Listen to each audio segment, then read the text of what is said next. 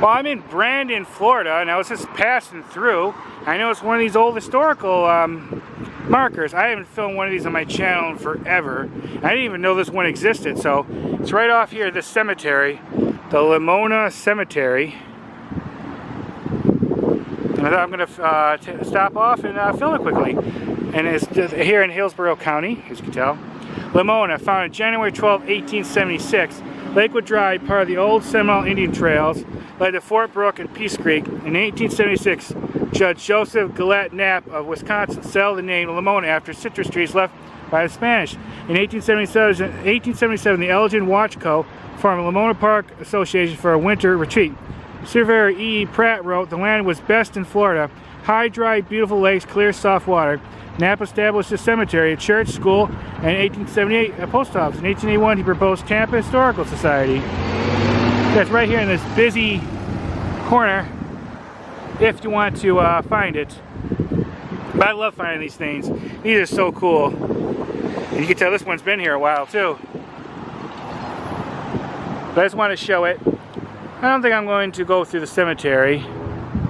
I'm not sure, it doesn't look too horribly old, but if you like to find these signs and take pictures of them and learn about it, this is where you can find this one.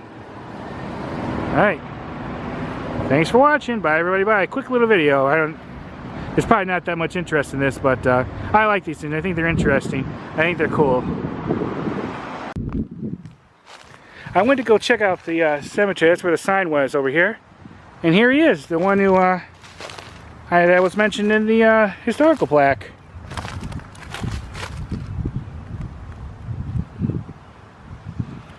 Joseph Gillette Knapp, born September 5th, 1805, died July 2nd, 1888. And it's in this one section here. So these must be different members of his family.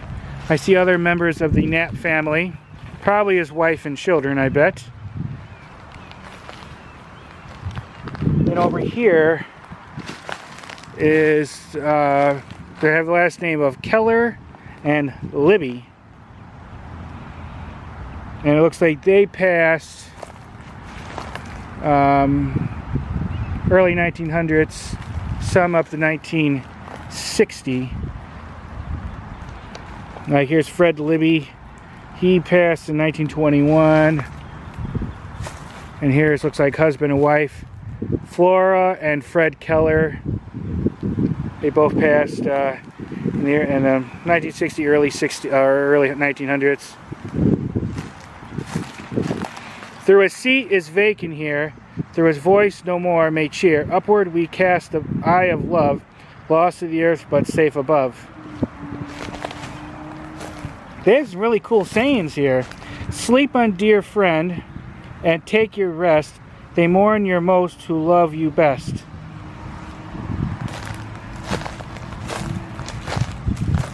This is Nathan Libby. Calm on the bosom of the God, fair spirit rest thee now. Even while with us they footsteps trod, his seal was on they brow.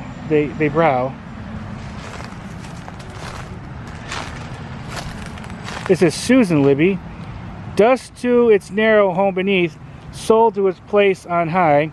They that have seen, they lack in death, may no more fear to die. I wonder if these were put later, because these look definitely older. I wonder if these were the original ones. You can tell they've been broken apart and they've been repaired.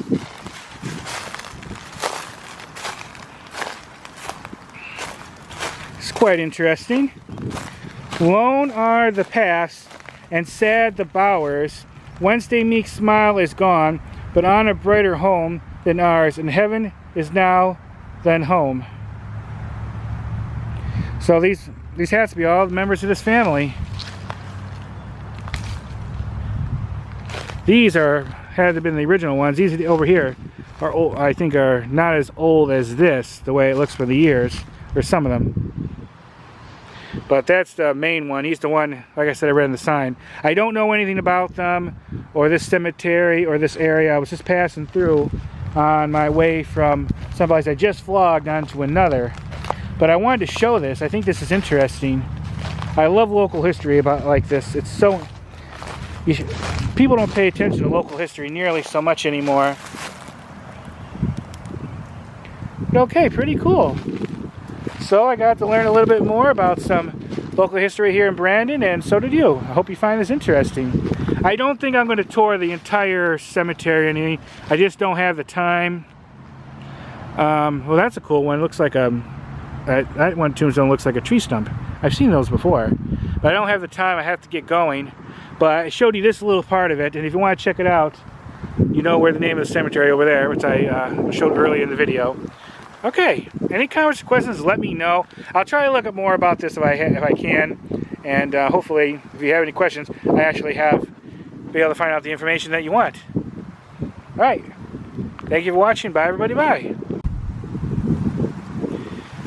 This gentleman, Fred Keller, I just want to point out, he served in the Spanish-American War, and looked like World War I, and the World War, so I'm assuming World War I. It's interesting, so he was a veteran too. Looks like some people's placed pennies there. I've seen the other ones have it too, which is a tradition.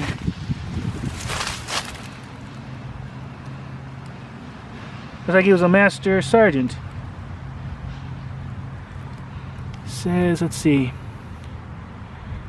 U.S. Army, April 26, 1898. Yeah, served during the Spanish-American War and the World War. It's World War